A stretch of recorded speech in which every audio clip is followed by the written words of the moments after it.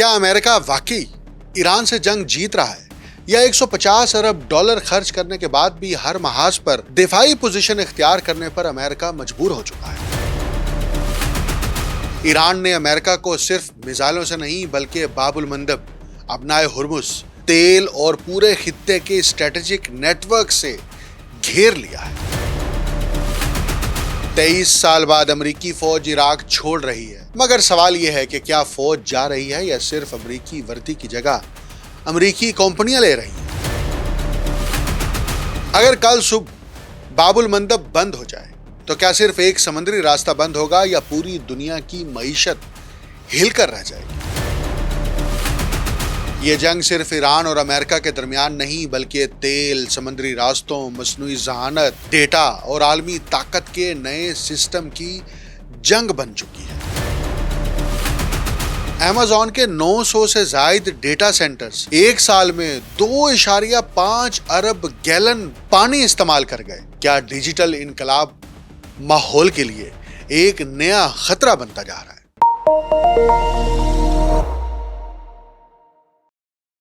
آپ دیکھ رہے ہیں انٹولڈ سٹوری ود ڈاکٹر اکمل سومرو۔ کیا امریکہ واقعی مشرق وسطی کی جنگ جیت رہا ہے یا ہر گزرنے دن کے ساتھ اس کی قیمت مزید بڑھتی جا رہی ہے؟ صرف چند ماہ کے تنازع نے امریکہ کو مبینہ طور پر 150 ارب ڈالر سے زیادہ کا نقصان پہنچا دیا ہے، جبکہ دوسری طرف ایران اب صرف میزائلوں سے نہیں بلکہ سمندری راستوں، توانائی، ڈیٹا اور پورے خطے میں اپنے اتحادی نیٹ ورکس کے ذریعے واشنگٹن کو چیلنج کر رہا ہے۔ ادھر امریکہ 23 سال بعد عراق سے اپنی فوج واپس بلا رہا ہے، مگر تیل پر نظریں بدستور جمی ہوئی ہیں۔ سوال یہ ہے کہ کیا یہ واقعی جنگ کا اختتام ہے یا ایک ایسی نئی جنگ کا آغاز جس میں ہتھیار صرف میزائل نہیں بلکہ آئل، تجارتی گزرگاہیں، موبائل ڈیٹا، مصنوعی ذہانت اور عالمی معیشت بھی بن چکے ہیں۔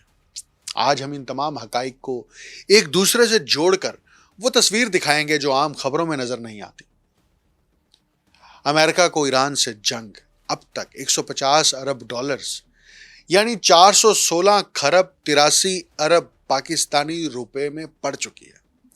سرکاری طور پر یہ رقم بہت کم یعنی تقریباً 30 ارب ڈالر بتائی گئی ہے۔ ایران سے جنگ میں امریکہ کے 14 فوجی اور اسرائیل کے 26 باشندے ہلاک ہوئے ہیں۔ ایران کا جانی نقصان 1701 کے قریب رہا ہے، جس میں میناب اسکول کی 157 کم سن طالبات کی شہادت بھی شامل ہے۔ 26,500 ایرانی زخمی ہوئے، جبکہ امریکہ کے زخمیوں کی تعداد 414 اور اسرائیل کے زخمیوں کی تعداد 7,800 ہے۔ اب یہ جنگ امریکہ کے لیے مہنگی جنگ بنتی چلی جا رہی ہے۔ اس لیے امریکہ اب اس جنگ کے اندر براہ راست خود کو نہیں دھکیلنا چاہتا، اور وہ یہ کوشش کر رہا ہے عالمی میڈیا کے ذریعے سے ایسی رائے عامہ ہموار کی جائے یا ایسا ماحول بنا دیا جائے اور اس نیریٹو کی بنیاد پر مشرق وسطی بالخصوص جو خلیجی ممالک یا خلیجی ریاستیں ہیں وہ اس جنگ میں براہ راست شامل ہو جائیں اور پھر ایران کے اوپر حملہ آور ہو جائے۔ بالخصوص سعودی عرب کو مجبور کرنے کی کوشش کی جا رہی، لیکن سعودی عرب نے واضح کیا متعدد بار کہ وہ اس جنگ میں براہ راست شامل نہیں ہوگا۔ ہاں، البتہ سعودی عرب یہ رد عمل ضرور دیتا ہے کہ ایران ان کے شہروں کے اوپر حملے کرتا ہے۔ اب ایران کیوں حملے کرتا ہے یہ تو میں نے کل بھی بتایا تھا، آج بھی تھوڑا سا میں ذکر کروں گا کہ جب ایران کا ایک میزائل اڑتا ہے تو راستے میں اس کو کون کون سی رکاوٹیں عبور کرنی پڑتی ہیں۔ بہرحال یہ جنگ جو ہے یہ مہنگی ہوتی جا رہی ہے، اور یہ جنگ جتنی زیادہ مہنگی ہوگی امریکی معیشت پر اتنا دباؤ بڑھے گا، اور امریکی معیشت پر دباؤ بڑھے گا تو امریکہ بینکوں سے مزید قرضے لے گا۔ اور جیسے میرا تو یہ موقف ہے بلکہ یہ ماننا ہے کہ جنگوں میں سب سے زیادہ منافع بخش کاروبار یا بینکوں کا ہوتا ہے، کیونکہ وہ ریاستوں کو قرضہ دیتی ہے۔ ایسے ہی پہلی عالمی جنگ میں ہوا تھا، ایسے ہی دوسری عالمی جنگ میں ہوا تھا، یا پھر ان اسلحہ ساز ملٹی نیشنل امریکی کمپنیوں کا منافع ہوتا ہے کہ جن کو نیا اسلحہ بنانے کے لیے آرڈرز دیے جاتے ہیں۔ اب اگر یہ جنگ مزید طول پکڑتی ہے تو ظاہری بات ہے جنگی اخراجات بڑھیں گے۔ جنگی اخراجات بڑھیں گے تو ایک طرف دنیا کی تجارت کا پہیہ جام ہوگا، دوسری طرف کیا ہوگا؟ خود امریکی قوم کے اوپر مہنگائی کی ایک نئی لہر آئے گی جس کا خمیازہ پھر پوری دنیا کو بھگتنا پڑے گا، کیونکہ ظاہری بات ہے بڑے صاحب بہادر ٹرمپ کی جو ہے وہ انا کا مسئلہ ہے، اور صرف اس کی انا نہیں ہے، اس کے ساتھ ساتھ ٹرمپ بالخصوص امریکہ کی سیاسی بقا کا مسئلہ بن گیا ہے، کیونکہ امریکہ کی چدراہٹ ایران نے براہ راست چیلنج کر دی ہے۔ لیکن ایک بڑی دلچسپ خبر نہیں بلکہ یہ ایک اہم نقطہ ہے جو سامنے آیا، وہ امریکی نائب صدر جے ڈی وینس سے متعلق ہے۔ جے ڈی وینس نے امریکہ اور ایران کے درمیان جو مفاہمتی یادداشت پر دستخط ہوئے ہیں، وہ کہتے ہیں اس کو ناکام بنانے کے لیے اسرائیل کی جانب سے سازشیں ہونے کا انکشاف ہوا ہے۔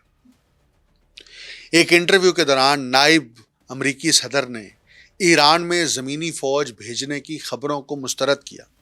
سب سے پہلے یہ خبریں امریکی اخبارات کے اندر شائع ہوئیں، اور اس میں یہ کہا گیا کہ سچویشن روم کے اندر بیٹھ کر ٹرمپ اس آپشن پر غور کر رہے ہیں کہ وہ جزیرہ خارق کے اوپر امریکی فوج سینٹرل کمانڈ کے ذریعے سے وہاں پر اتاریں اور اس جزیرے پر قبضہ کر لیں، کیونکہ یہ وہ جزیرہ ہے جو ایران کے آئل سپلائی چین کا مین مرکز ہے اور یہ شہ رگ ہے۔ اس پر قبضہ کر لیں گے تو ایران کو موت واقع ہو جائے گی۔ لیکن امریکی میڈیا کی اسی خبر کو جے ڈی وینس نے مسترد کیا، اور انہوں نے یہ بھی کہا ہے کہ اسرائیلی حکومت کے بعض عناصر نے ایران کے ساتھ معاہدے کو سبوتاج کرنے کے لیے امریکہ میں مہم پر بھاری رقم خرچ کی ہے، اور غیر ملکی اثر و رسوخ کی ایسی مہم کے باوجود وہ امریکی مفادات کو اولین ترجیح دیں گے۔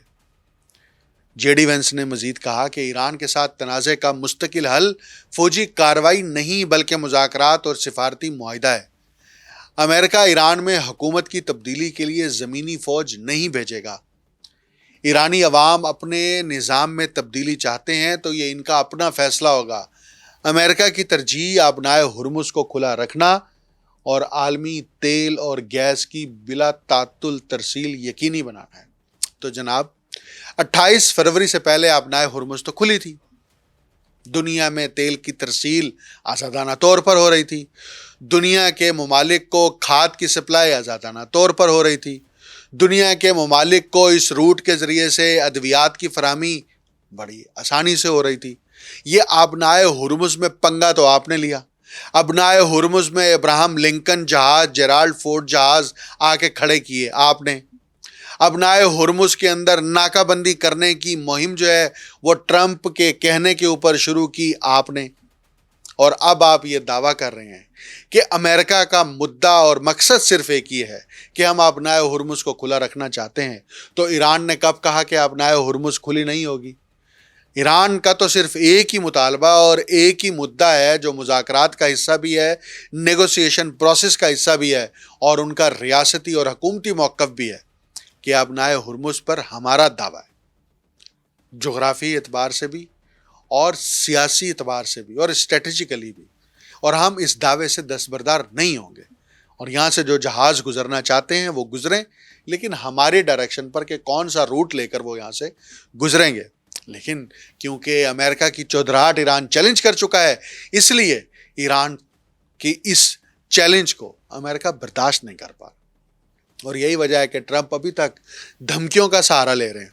اب انہوں نے پھر دھمکی دی ہے کہ ہفتے بعد ہم ایسے خوفناک ایران کے اوپر حملے کریں گے کہ ایران کو گھٹنے ٹیکنے پر مجبور کر دیں گے۔ تو یہ تو آپ 28 فروری سے کر رہے ہیں۔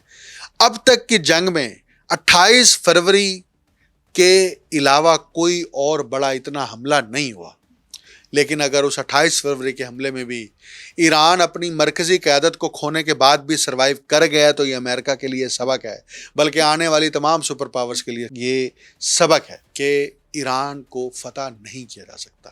میں نے ایک الگ سے پورا پروگرام بھی کیا تھا کہ دنیا کی 5 بڑی سلطنتوں نے ایران کو فتح کرنے کی، مفتوح بنانے کی اور قبضہ کرنے کی کوشش کی، سب ناکام ہوئے، اس میں الیگزینڈر دا گریٹ بھی شامل تھا۔ بہرحال اب میں آپ کی توجہ ایک اور نقطے کی طرف دلاتا ہوں جس کا وقتاً فوقتاً پاکستان میں بالخصوص جو ہے وہ سوشل میڈیا کے جو دانشور ہیں وہ سوالات کی شکل میں اٹھاتے ہیں کہ ایران خلیجی ممالک کے اوپر کیوں حملہ آور ہے۔ اب میں آپ کو تھوڑی سی ایک ٹیکنیکل بات بتاتا ہوں جو فوجی نقطہ نظر سے اور سیاسی نقطہ نظر سے بھی. آپ جانتے ہیں کہ جب ایران اسرائیل کی طرف کوئی بیلسٹک میزائل فائر کرتا ہے تو اسے روکنے کے لیے صرف اسرائیل ہی نہیں بلکہ پورا ایک ریجنل ڈیفنس کا نیٹ ورک ایکٹیو ہو جاتا ہے. سب سے پہلے عراق میں موجود امریکی فضائی دفاعی سسٹم حرکت میں آتا ہے. اس کے بعد خطے میں موجود اسرائیلی نگرانی اور ڈیفنس صلاحیتیں ایکٹیویٹ ہوتی ہیں. پھر خلیج فارس میں تعینات امریکی جنگی جہاز، ریڈار اور میزائل دفاعی نظام اس میزائل کی نگرانی اور اسے تباہ کرنے کی کوشش کرتے ہیں.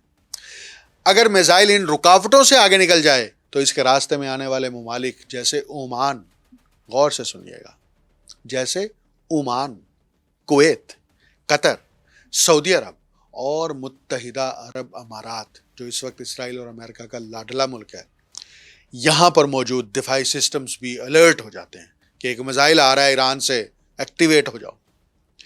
جس ملک کی فضائی حدود یا اس کے قریب سے میزائل گزرتا ہے وہاں کا دفاعی سسٹم اسے روکنے کی کوشش کرتا ہے. اس کے بعد بحیرہ احمر میں موجود امریکی بحری قوت، پھر اردن، پھر شام اور دیگر دفاعی نیٹ ورکس اپنی ذمہ داریاں سنبھالتے ہیں. اور اگر میزائل ان تمام حفاظتی حصاروں کو عبور کر لے، اور اس نے کیا ہے، ایران نے یہ ثابت کیا ہے، تو آخر میں اسرائیل کا اپنا multi layer missile defence system جس میں آئرن ڈوم سمیت دیگر جدید ڈیفنس سسٹم شامل ہیں اسے روکنے کی آخری کوشش کرتا ہے. اب سوال یہ ہے کہ اگر اتنی مضبوط دفاعی تہوں، جدید ریڈارز، امریکی سپورٹ اور ریجنل اتحاد کے باوجود کوئی ایرانی میزائل اپنے ہدف تک پہنچ جاتا ہے تو اس کا کیا مطلب نکلتا ہے؟ اس کا مطلب یہ ہے کہ ایران نے اپنی میزائل صلاحیت محض دعووں سے نہیں بنائی بلکہ برسوں کی تحقیق، منصوبہ بندی اور عسکری اسٹریٹجی کے ذریعے ایسی ٹیکنالوجی تیار کی جس نے دنیا کی توجہ اپنی طرف مبذول کر لی. ذرا سوچیں، ایک میزائل کو روکنے کے لیے کئی ممالک کے دفاعی سسٹم بیک وقت متحرک ہو جاتے ہیں. یہ حقیقت خود اس بات کی نشاندہی کرتی ہے کہ خطے میں طاقت کا توازن کس قدر حساس ہو چکا ہے. البتہ اس پوری صورتحال نے ایک اور حقیقت بھی نمایاں کی ہے کہ مشرق وسطیٰ میں سیکیورٹی تعاون، دفاعی اتحاد اور پس پردہ ہونے والے معاہدے کس حد تک ایک دوسرے سے جڑے ہوئے ہیں.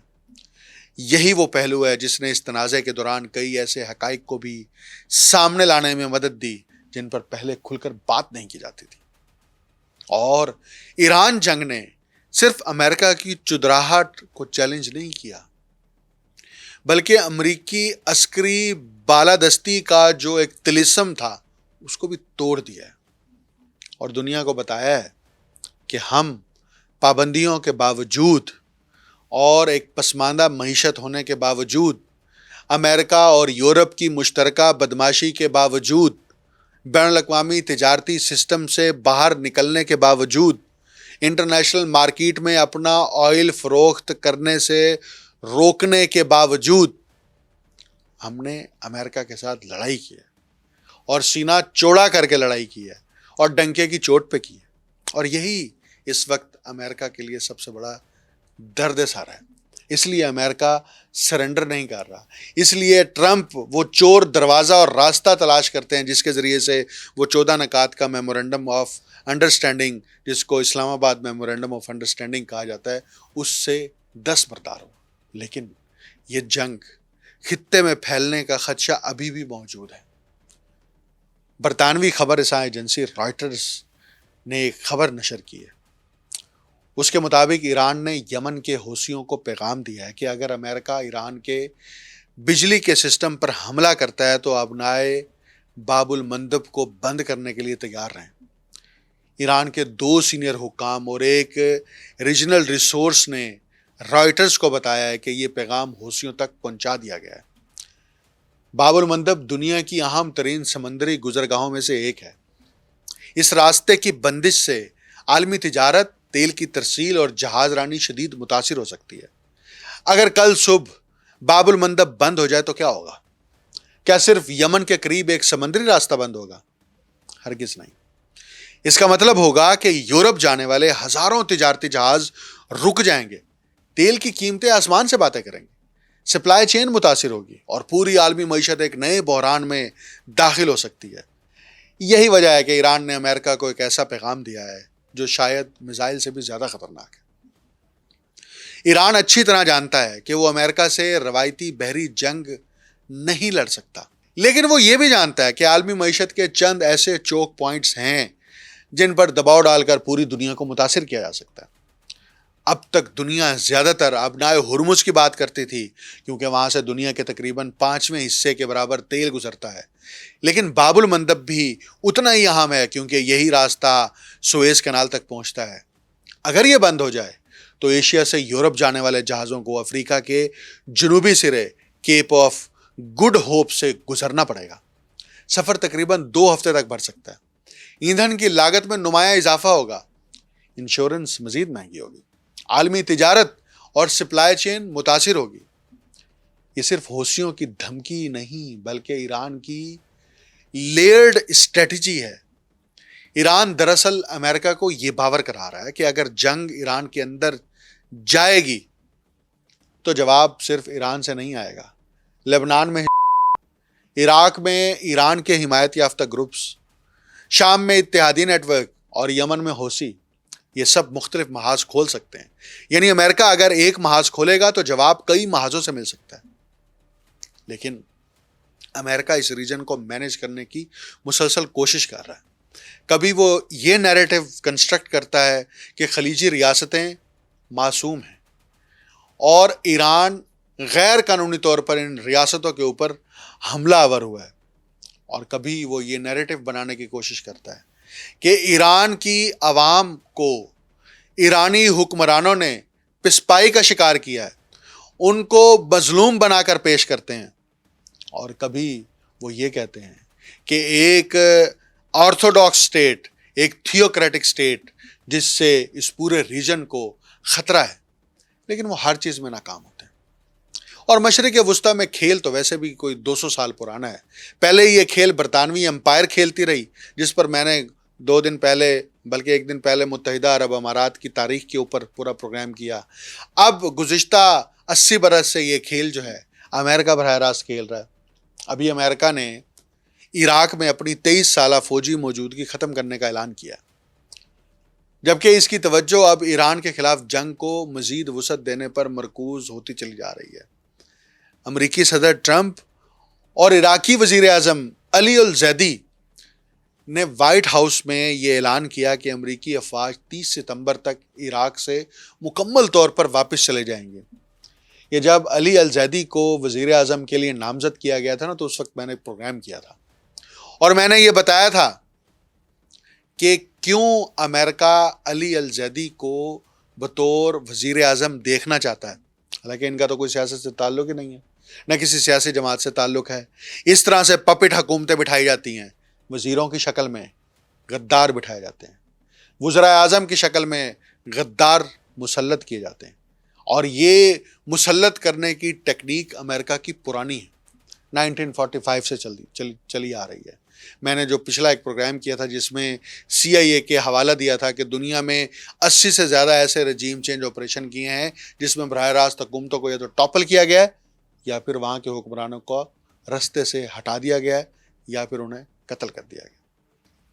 ابھی جو عراق سے متعلق یہ فیصلہ کیا ہے، اس میں یہ بھی کہا ہے کہ اس کے ساتھ ہی 2003 میں عراق پر جو امریکی حملے، اس وقت کے صدر صدام حسین کی حکومت کے خاتمے اور پھر انسداد دہشت گردی کے نام پر جاری رہنے والی 23 سالہ فوجی موجودگی کا اختتام ہو جائے گا۔ خیال کیا جاتا ہے کہ اس وقت بھی تقریباً 2000 امریکی فوجی عراق میں تعینات ہیں، اور صدر ٹرمپ نے کہا ہمیں اب نہیں لگتا کہ وہاں فوج کی ضرورت ہے۔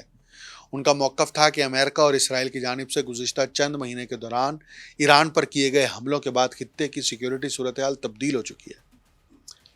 عراقی وزیر اعظم علی الزیدی نے بھی تصدیق کی کہ ستمبر کے اختتام تک تمام امریکی فوجی عراق چھوڑ دیں گے۔ تاہم وہ یہ کہتے ہیں کہ امریکی فوج کی جگہ اب امریکی کمپنیاں عراق میں آئیں گی۔ صدر ٹرمپ نے کہا کہ آئندہ امریکہ اور عراق کے تعلقات کا مرکز سرمایہ کاری اور توانائی کا شعبہ ہوگا۔ انہوں نے عراق کے وسیع تیل کے ذخائر کا حوالہ دیتے ہوئے کہا کہ دونوں ممالک کے درمیان بہت سے نئے معاہدے ہوں گے اور امریکہ عراق سے بڑی مقدار میں تیل حاصل کرے گا۔ امریکہ نے مارچ 2003 میں عراق پر یہ دعویٰ کرتے ہوئے حملہ کیا تھا کہ صدر صدام حسین کے پاس وسیع پیمانے پر تباہی پھیلانے والے ویپنز آف میس ڈسٹرکشن موجود ہیں اور ان کے دہشت گرد تنظیموں سے روابط ہیں، تاہم بعد میں ایسے کسی ہتھیار کا کوئی سراغ نہیں ملا، کوئی ثبوت نہیں ملا۔ اس کے باوجود امریکی فوجی موجودگی مسلسل بڑھتی گئی اور 2007 تک عراق میں امریکی فوجیوں کی تعداد 1,70,000 سے تجاوز کر گئی تھی۔ 2011 میں امریکہ نے اپنی بیشتر جنگی افواج عراق سے واپس بلا لی تھی، تاہم 2014 میں یعنی کی جانب سے عراق اور شام کے وسیع علاقوں پر قبضے کے بعد امریکی فوج دوبارہ عراق میں واپس آ گئی۔ عراق پر امریکی حملہ جھوٹے جواز پر کیا گیا تھا، جس نے نہ صرف ملک کو عدم استحکام کا شکار کیا بلکہ ایسے حالات پیدا کیے جس سے جیسی تنظیموں کے ابھرنے میں مدد ملی، اور یہ جنگ بنیادی طور پر تیل کے حصول کے لیے لڑی گئی تھی، جس کا اعتراف امریکی فیڈرل ریزرو بینک کے سابق چیئرمین ایلن گرینسپن نے بھی اپنی یادداشتوں میں کیا تھا۔ صدر ٹرمپ اس معاملے میں سابق امریکی حکومتوں کے مقابلے میں زیادہ کھل کر بات کرتے رہے ہیں۔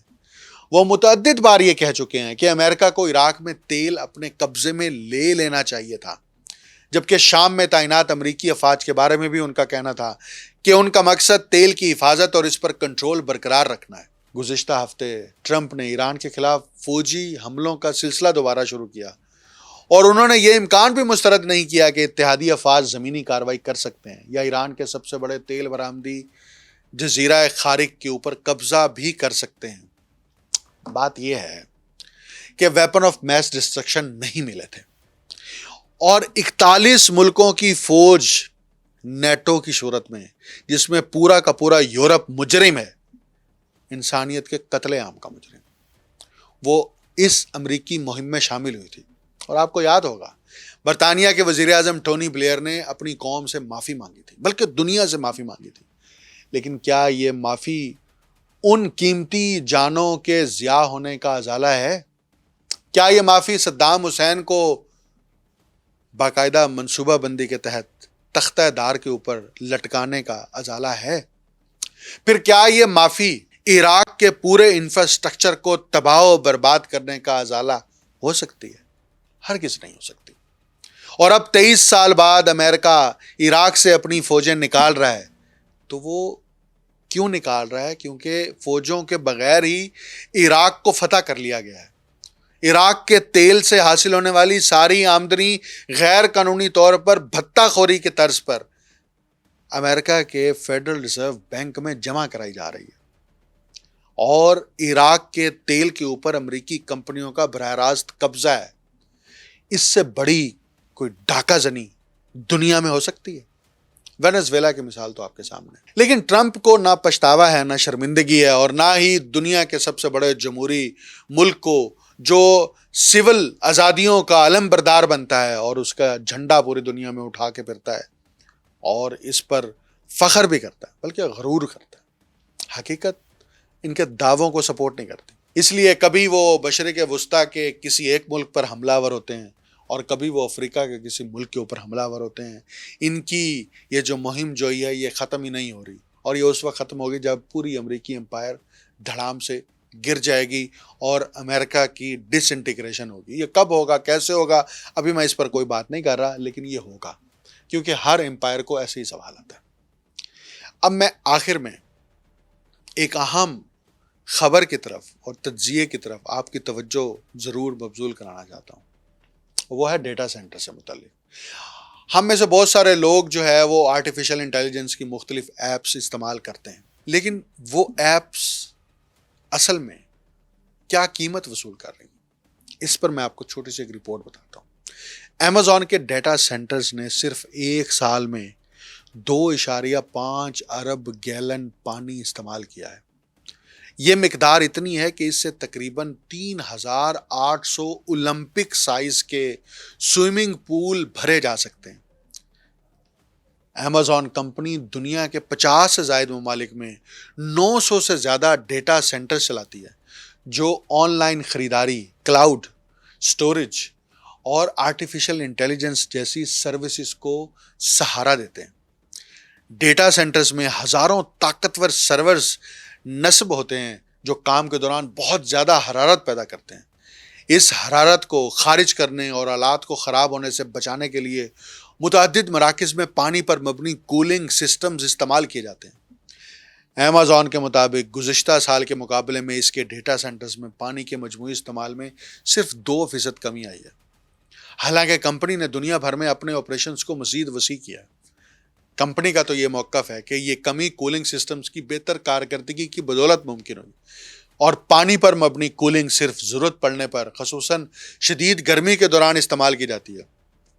یہ اعداد و شمار ایسے وقت میں سامنے آئے ہیں جب مختلف مقامی آبادیوں اور قانون سازوں کی جانب سے ڈیٹا سینٹرز کے پانی کے استعمال کے بارے میں زیادہ شفافیت کا مطالبہ زور پکڑ رہا ہے۔